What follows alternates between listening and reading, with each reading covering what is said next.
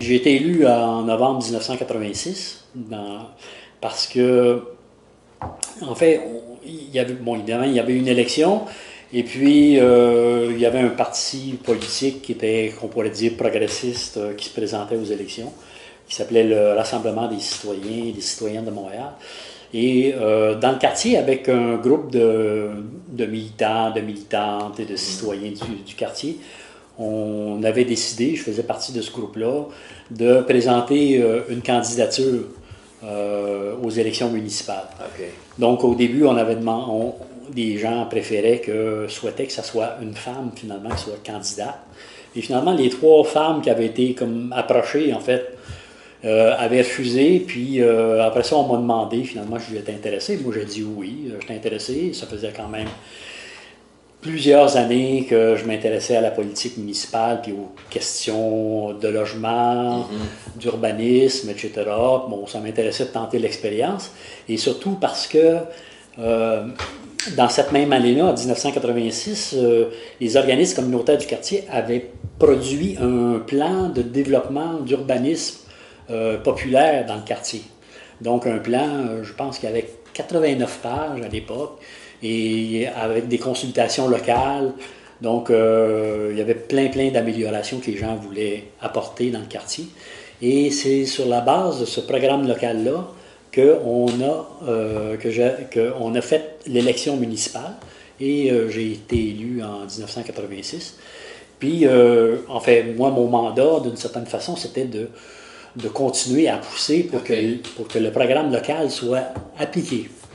On a réussi plein de choses en collaboration avec le mouvement social du quartier, dont, par exemple, obtenir des terrains pour construire des coopératives d'habitation, en fait, améliorer le service d'autobus. Par exemple, l'autobus 57, par exemple, qui passe du sud au nord de la Pointe.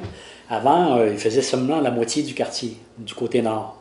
Et donc, on a réussi, en mettant sur pied un comité de citoyens, de citoyennes, à améliorer le service. Donc, aujourd'hui, depuis ce temps-là, le service, il va jusque dans la partie sud du quartier. Donc, il fait tout le quartier Pointe-Saint-Charles. Donc, ça fait partie des batailles qu'on a menées à l'époque. Okay. Donc, moi, je travaillais comme ça.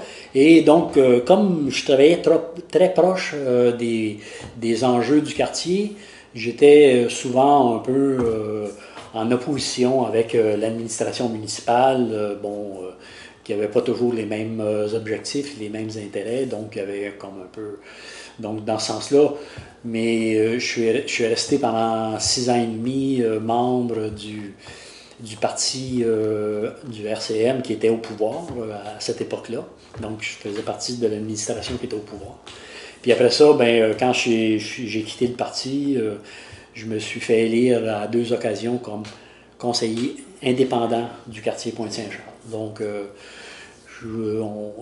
j'avais en fait la concentration de mon travail comme étant plus un travail de militant politique sur les problèmes du quartier. Finalement, je me concentrais là-dessus. Mais j'essayais aussi de favoriser aussi la prise en charge collective des gens sur les problèmes que les gens soulevaient finalement dans le quartier. Donc, ça a été mon travail pendant à peu près 15 ans. L'éducation populaire, on dirait. Oui, exactement. Puis c'est un peu pourquoi il voulait avoir une femme à la place? C'est parce que, je veux dire, les gens étaient sensibles au fait que, par exemple, les femmes n'ont pas beaucoup de place dans les questions politiques. Puis encore aujourd'hui, on est rendu en 2016, si vous regardez, par exemple, la composition des parlements, des conseillers municipaux, etc., les femmes sont très minoritaires, finalement, et ils ont souvent pas beaucoup de responsabilités politiques, même quand ils sont dans des administrations.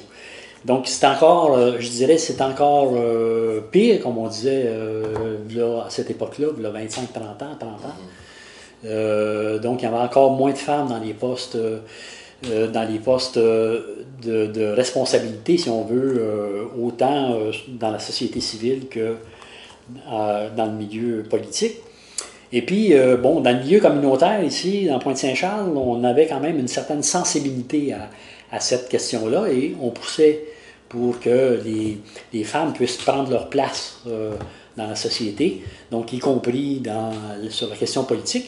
Et c'est pour ça, finalement, que la majorité des gens qui s'étaient intéressés à la candidature en 1986 avaient poussé en disant qu'on avait d'abord approché des femmes pour être candidates, justement pour favoriser cette, en fait, qu'on appelait l'égalité entre les hommes et les femmes, puis la place des femmes sur la place publique.